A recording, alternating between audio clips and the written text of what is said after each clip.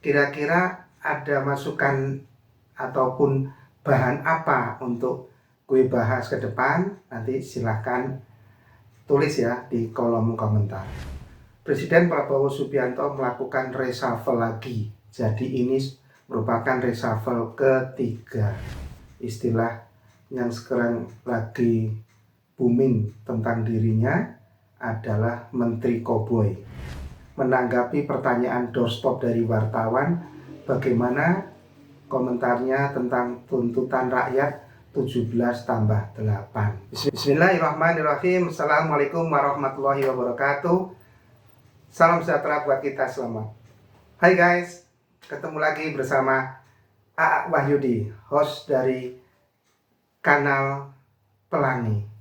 Alhamdulillah, episode yang Anda lihat kali ini adalah nomor 7. Minta doanya aja ya guys, supaya langgeng. Oleh karena itu support terus kanal ini. Namun sebelum lebih lanjut membahas topik kali ini, gue mau minta tolong nih. Kira-kira ada masukan ataupun bahan apa untuk gue bahas ke depan? Nanti silahkan tulis ya di kolom komentar. Oke, lanjut. Yang akan gue bahas kali ini adalah masih terkait dengan episode kemarin, yaitu reshuffle. Di luar dugaan, hanya beberapa hari setelah reshuffle kedua, Presiden Prabowo Subianto melakukan reshuffle lagi. Jadi ini merupakan reshuffle ketiga.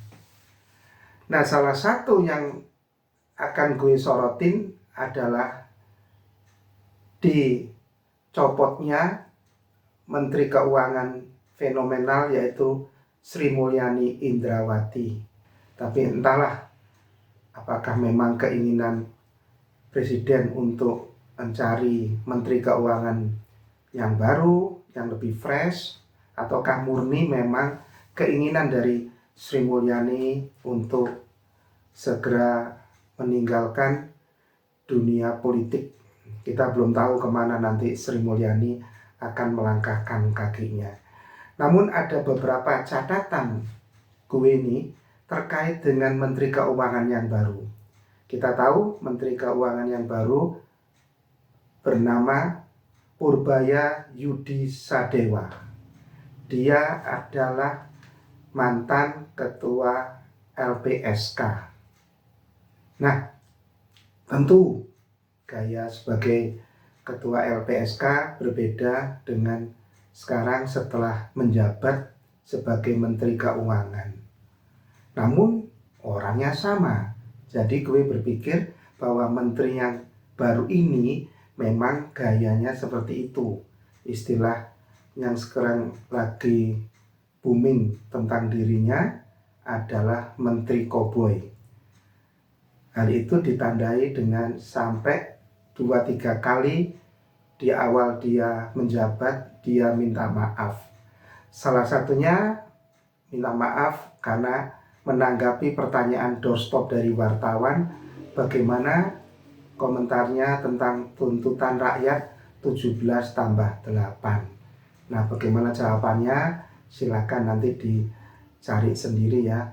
Langsung ya gue bandingkan yang ada dalam catatan yang berseliweran di medsos antara Sri Mulyani versus Purbaya. Gue nyebutnya Pak Pur aja deh. Jadi yang pertama, Menteri Pur ini kita ketahui menggelontorkan dana 200 triliun untuk bank-bank plat merah. Itu ada uraiannya. Kalau tidak salah ada 6 bank pemerintah yang mendapat kucuran dana, besarannya tidak sama. Walaupun posisi bank-bank itu sebetulnya tidak memerlukan dana, namun dipaksa oleh Pak Pur untuk terima uang pemerintah, putar di masyarakat. Bagaimana caranya? Terserah Anda. Namanya bank ya harus mau terima uang, harus berani dan bisa muterin dana. Bisa nggak bisa, mereka harus bisa. Tentu ini menjadi PR buat para pimpinan bank plat merah atau yang dikenal sebagai Himbara. Kan kemarin saya janji akan menambahkan dana 200 triliun perbankan. Ini sudah diputuskan dan siang ini sudah disalurkan ya. Oh, insya Allah. Jalan kan ya? Jalan pasti. Ini kita kirim ke 5 bank, Mandiri, BRI, BTN, BNI, BSI. Lumayan bersebutan ya. Di Mandiri itu kita taruh 55 triliun, BRI 55 triliun, BTN 25 triliun, BNI 55 triliun, BSI 10 triliun. Nah, kemudian argumentasi yang dipakai oleh Pak Pur masuk akal. Kalau dana banjir di masyarakat melalui bank, otomatis bunga bank akan turun dan uang-uang itu akan mudah disalurkan karena kreditnya berbiaya murah. Otomatis perekonomian akan bergairah. Kita tunggu apa betul nanti kredit menjadi semakin murah, kemudian semakin gampang diserap atau diproses oleh masyarakat yang membutuhkan dana pinjaman yang berujung pada bergairahnya sektor ekonomi real. Nah, ini yang saya katakan kenapa saya sebut kanal pelangi. Karena nanti di sini gue akan mengulas berbagai macam aspek kehidupan, khususnya yang berseliweran di medsos terkait dengan kehidupan masyarakat secara luas, secara umum. Nah, kembali ke permasalahan, itu tadi nomor 1 dari Pak Pur. Yang kedua, dia juga menyorotin tentang cukai rokok yang besarannya sampai 57%. Ujaran pendek Pak Pur adalah Fir'aun lu, sambil ketawa lebar. Gue nggak ngerti ditujukan ke siapa kata-kata Fir'aun ini.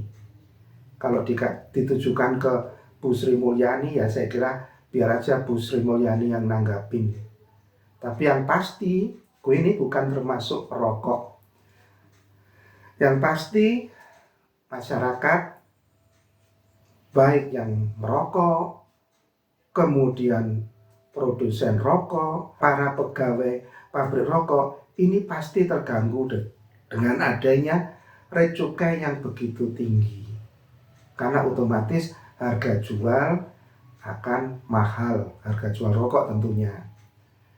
Nah, mungkin Bu SMI berpikir kalau cukai rokok ditinggikan, konsumsi rokok akan turun, kemudian biaya kesehatan juga bisa ditekan. Tapi Bu, namanya orang merokok itu tidak linear dengan harga rokok. Kalau saya nih pecandu berat rokok, mau harga berapapun saya beli. Walaupun saya batuk-batuk, tetap saya merokok. Sama dengan halnya orang yang kecanduan narkoba. Ya tetap aja beli narkoba. Walaupun tidak punya uang, daripada ngalamin sakau berat, saya akan beli narkoba. Kan begitu ya cara berpikirnya. Nah, ini nanti kita tunggu apakah nanti Pak Pur akan menurunkan cukai rokok. Kemudian masih banyak hal yang perlu dijawab sepertinya oleh Sri Mulyani sebagai Menteri Keuangan yang lama. Antara lain banyak berkembang di dunia keuangan, khususnya perpajakan. Kenapa sih Sri Mulyani kok enggan melepaskan Ditjen Pajak dan Ditjen Bea Cukai dari gerbong besar yang bernama Kementerian Keuangan? Sampai sekarang tidak pernah terjawab. Nah, banyak hal yang kita tunggu dari gebrakan Menteri Keuangan yang baru, sepertinya cukup menyegarkan. Salah satu indikasi yang membuat saya senang bahwa dia care adalah anaknya sangat gembiranya ayahnya mendapat jabatan masuk kabinet. Dia menposting yang nadanya juga tidak terlalu bersahabat, nggak tahu dia nyindir kemana, tapi hanya 2 kali postingan kalau nggak salah. Kemudian anaknya tidak lagi tayang postingannya di medsos.